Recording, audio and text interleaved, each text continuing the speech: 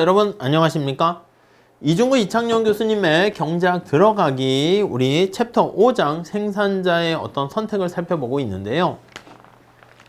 지난 시간에 우리가 생산에 대해서 봤고요. 그 다음에 이제 비용에 대해서 봤습니다.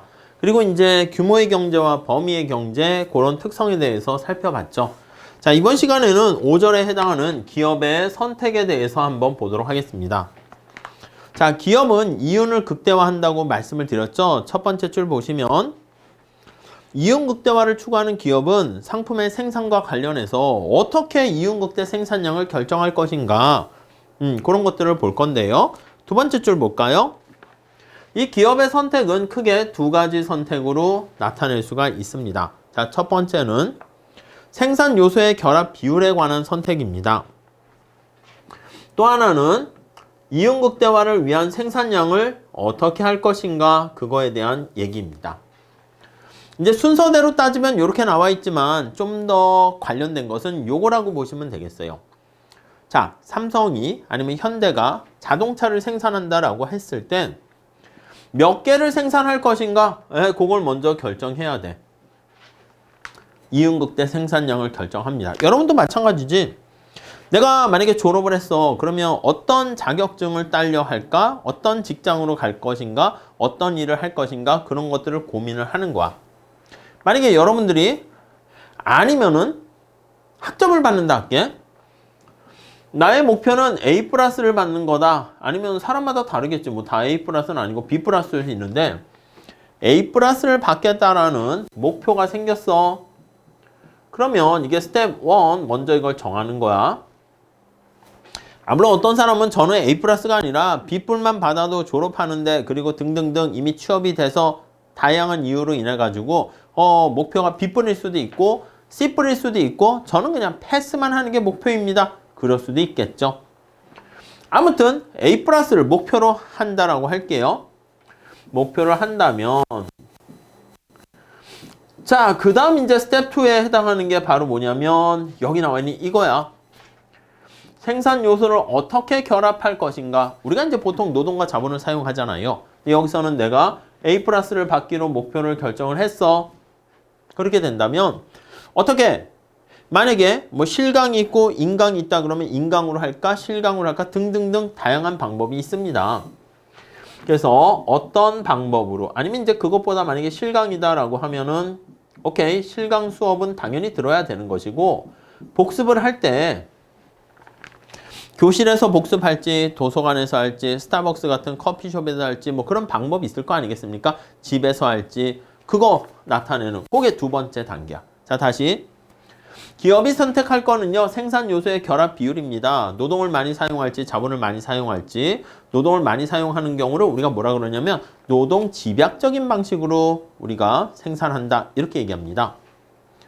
자본을 많이 사용하게 되면 자본 집약적인 방식으로 생산한다 이렇게 얘기할 거고요. 오케이? 그리고 이윤 극대화 생산량을 선택합니다. 생산량을 얼마나 할 것인가에 따라서 이윤의 크기가 달라진다는 점을 고려해서 선택이 이루어지게 되는 것이죠. 자, 먼저 첫 번째 생산 요소의 결합 비율을 한번 살펴보도록 할 거예요. 자, 그 전 단계로요 우리가 이윤 극대화 생각을 먼저 한번 해볼게. 자, 순서를 좀 그래서 바꿨어요. 136페이지 볼게요. 자, 아이스크림을 생산할 때 나오는 수입 이게 어떻게 됩니까? 라고 하면요. 이게 아이스크림을 판매할 때 발생하는 평균 수입이 가격하고 똑같습니다. 이렇게 가격에 대해서 요 총 수입은 P 곱하기 Q가 되는 것이고요. 그 다음에 이게 한계 수입 앞에 봤었던 그 얘기를 우리가 사용을 할 겁니다. 오케이? 자, 그래서 136페이지 가보시면요. 그게 판매 수입 이렇게 나와 있고요. 그래서 이 총수입 나와 있죠. 총수입. 그래서 P 곱하기 Q 이렇게 얘기를 할 겁니다. 오케이.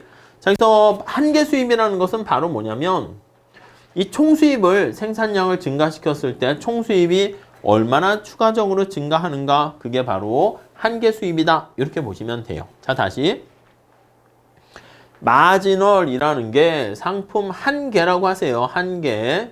말 그대로 한 개 더 추가했을 때 추가로 총 수입이 얼마나 증가하니? 이거야. 그래서 여기 보시면 요거 처음에 처음에 총 수입이 얼마나 증가하니? 하나 생산했을 때 아이스크림을 추가적으로 하나 생산했을 때 총 수입이 빵에서 230 증가하죠. 그러니까 230. 두 개째는요. 요 변화하는 크기로 해서 여기 가운데다 넣은 거야. 190, 150, 110. 그걸 그래프로 표현한 게 이거야. 여기. 오케이? 그래서 요게 한 개 수입이 되고요. 한 개 수입이 계속 여기 아이스크림을 여기 보니까 이렇게 6개 이상 막 생산을 증가시켰더니 총 수입이 오히려 감소하게 되는 것을 알 수 있습니다. TR이 이렇게 감소하게 되는 것을 알 수가 있습니다. 이해가세요? 그래서 여기 보시면 한 개 수입은 어떻게 돼? 여기 30 있다가 음이 돼, 마이너스가 되는 걸 알 수 있습니다. 이렇게. 이해가시죠? 네. 자, 그래서 여기다 그래프를 그리면 이렇게 이 부분에 총 수입이 내려가게 되면 이쪽에서는 한 개 수입이 0보다 작다라는 것을 알 수가 있습니다. 그래서 여기로 표현하면 한 개 수입이 마이너스다라는 것을 알 수가 있겠죠. 자, 그래서 총 수입과 한 개 수입과의 그 관계를 좀 잘 체크하시면 될 것 같고요. 그 다음 우리 136페이지 두 번째 단락에 보시면 얘가 나와 있어요. 거기 볼까요? 자, P가 어떻게 돼 있다? 250 마이너스 20Q 이렇게 돼 있다고 할게요. 그러니까 한 개 수입을 계산하세요. 그러면 어떻게 되냐면 먼저 총 수입을 계산해야 돼. 총 수입은 여기 나와 있는 것처럼 P 곱하기 Q잖아. P가 250 마이너스 20Q 여기다 Q. 자, 이거 정리합니다. 그럼 어떻게 돼?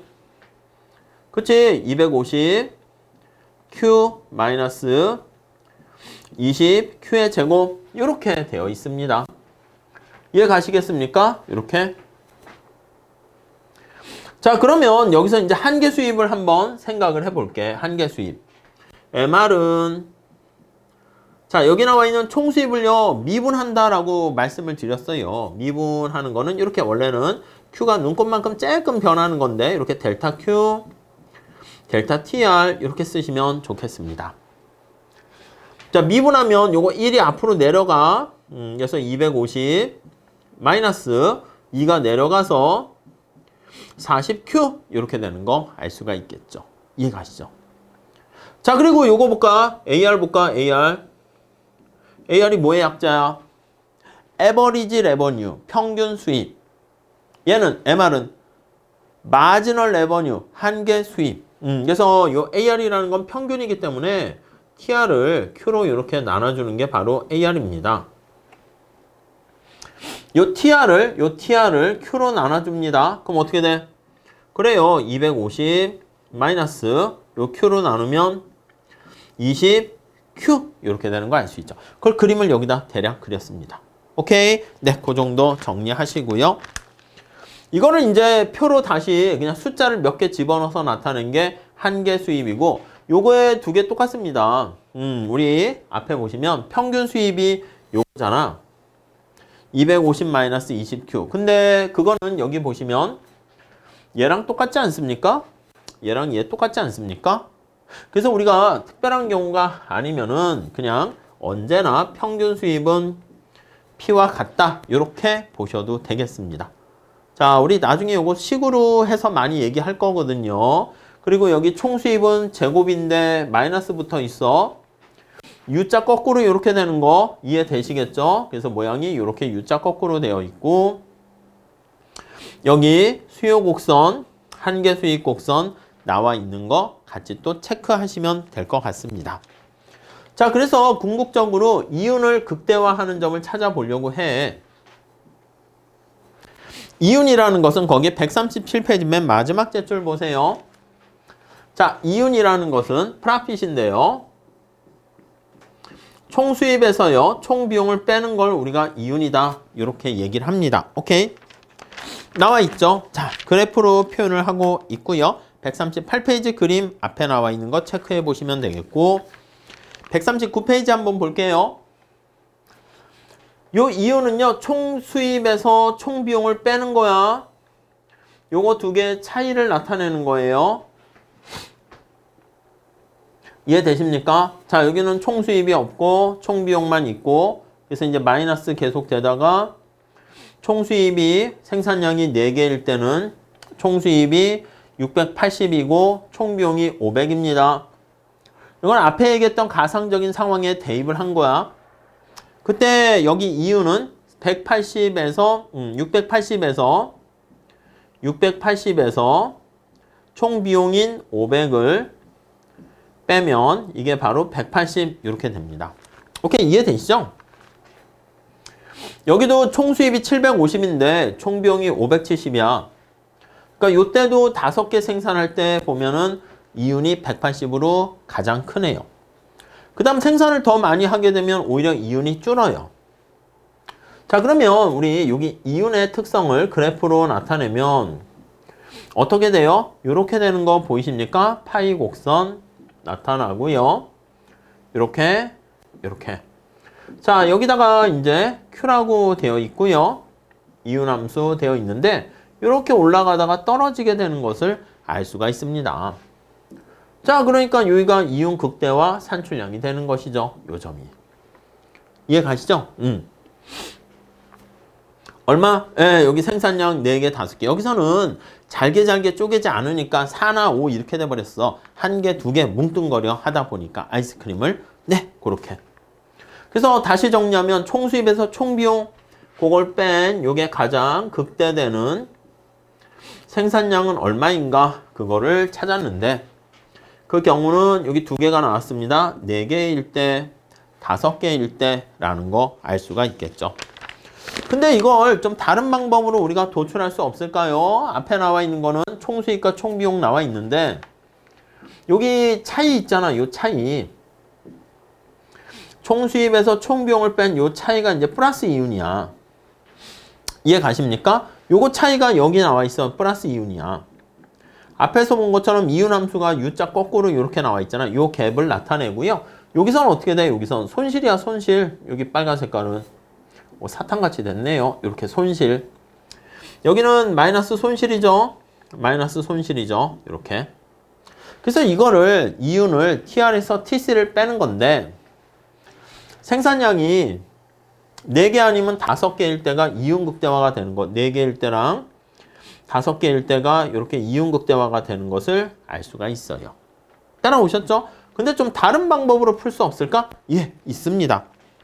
다른 방법은요, 우리가 한 단위를 나타내는 한계, 그걸 사용할 거야.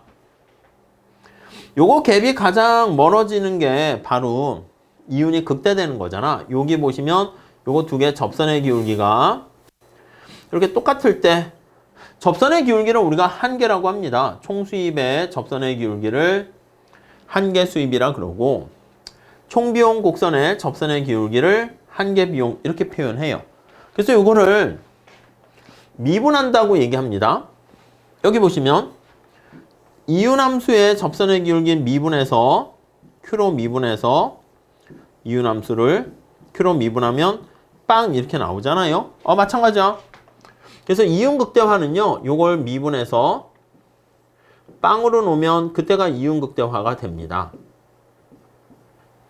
오케이? 이윤은 TR에서 TC를 빼는 거야. 그렇기 때문에 TR을 Q로 미분하게 되고요. TC를 Q로 미분하게 됩니다. 이렇게. 이해 가시죠? 그래서 TR을 Q로 미분하게 되는 것을 요거를 MR이라고 이렇게 표현을 하고요. TC를 Q로 이렇게 미분하게 되는 것을 요거를 MC라고 이렇게 얘기합니다. 그래서 MR과 MC가 같을 때가 바로 이윤극대화다라는 것을 알 수가 있어요. 이해 가시겠습니까? 자, 그래서 우리가 앞으로 많이 쓸 거는 전체적인 토탈 측면에서 보지는 않을 거야. 어떤 그 안에 미세하게 미시적으로 봐가지고요. 이윤극대화를 달성하기 위한 1개 조건은 뭐냐? 그러면 앞에 얘기한 것처럼 한계 수입과 한계 비용, MR과 MC가 같을 때다 이렇게 얘기할 겁니다. 자, 그래서 우리 거기 한번 보시면 141페이지에 나와 있고 140페이지에 나와 있습니다. 직관적으로 당연해. 여러분 잘 보실까요? 현재 생산 수준에서 내가 이미 생산을 하고 있어. 5개 생산했어. 6개를 추가적으로 하나 더 할까? 그거야. 근데 만약에 지금 Q가 현재 생산이 5개에서 하나 더 추가적으로 6개째 생산을 할까? 요 측면에서 보면 추가적으로 하나 더 하는 거야. 그때 봤을 때 네, 한 개 수입이 MR이 110만 원이라 할게. 한 개 비용이 50만 원이라 할게. 그래서 MR이 MC보다 커. 어떻게 되겠어? 그래, 남는 장사가 되는 거지. 그러면 이때는 생산을 더 하는 게 바람직한 거예요. 반면에 여기서 뭔지 모르겠지만 생산을 하나 더 할까? 이렇게 했어. 근데 이거와 반대로 MR보다 MC가 더 크다. 이렇게 돼 있다 할게요. 어떻게 되겠어? 생산을 더 했다가는 손해가 되는 거지. 이때는 생산을 줄이는 거야. 자, 그래서 정리를 해보면 MR 이꼴 MC가 이렇게 있을 때 MR이 MC보다 크면 생산 늘리고 MR보다 MC가 더 크면 생산을 줄이고 이해 가십니까? 여기서는 생산을 줄이는 게 최적 선택이고 여기서는 생산을 늘리는 게 최적 선택이고 그 어디가 바로 최적입니까? 라고 하면은 요 사이야. 요 사이. 요 중간. MR과 MC가 같을 때다 라는 것을 알 수가 있습니다. 자, 그래서 우리가 여기 나와 있는 것처럼 요거 생산을 한 단위 증가시켰을 때 얻게 되는 비용보다 얻게 되는 이득, 총수입이 더 크게 되면 생산을 더 증가시켜야 된다. 이렇게 되는 거 알 수 있어요. 그래서 언제가 최적이냐면 MR과 MC가 같아질 때가 최적이다. 이 기하학적으로도 보시면 좋겠습니다. 차차 우리가 앞으로도 더 많이 얘기를 할 겁니다.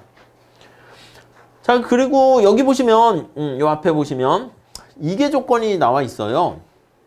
MR 이꼴 MC가 같아지는 거 요거 하나 말고 2개 이상이 생길 수가 있는데 그거는 우리 책에서는 따로 언급은 살짝 했지만 이게 조건까지는 우선 안 하셔도 돼요. 너무 과하게 할 건 아니고 한 개 원리를 이용해서 MR과 MC 같다. 그것만 보시죠. 그 다음에 저 앞에 보시면 이윤극대 생산량의 결정 나와 있고요. 그 다음에 134페이지에 가보시면요. 생산 요소의 결합 비율에 선택해가지고 나와 있어.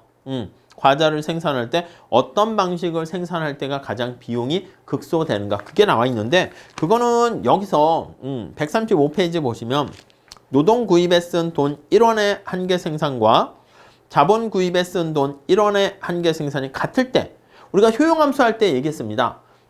아이스크림과 책에 대한 1원당 한 개 효용이 같을 때가 최적 이렇게 한 것처럼 여기서도 한 개 생산이 최적 이렇게 하는 건데 지금 당장은 그렇게까지 필요하진 않아 가지고 요거는 따로 수업에서 하진 않을게요. 아셨죠? 이거는 보시되 나중에 조금 더 자세하게 볼 일이 있을 거예요.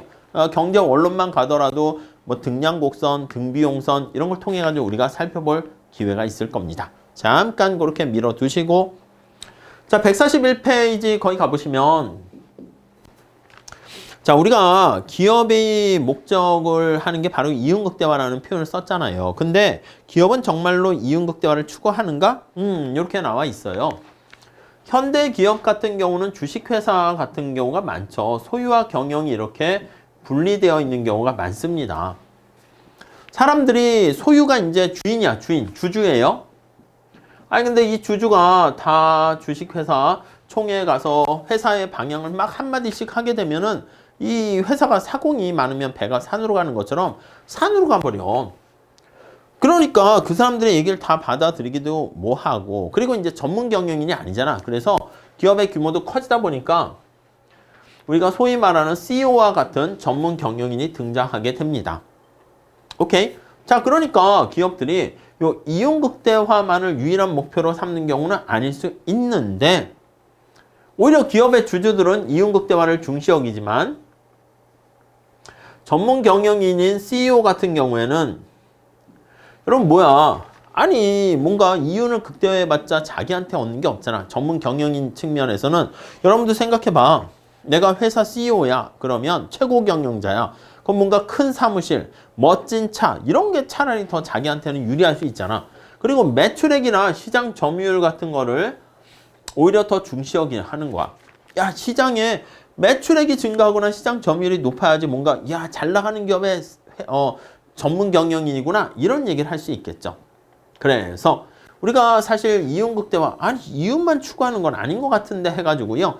다양한 어떤 기업의 목표를 설명하는 매출액 극대화, 시장 점유율 극대화 여러 가지 모형들이 등장합니다. 이윤 극대화를 대체할 만한 대체 가설로 등장하는데 기업의 행위를 설명해 줄 수 있는 능력 측면에서는요.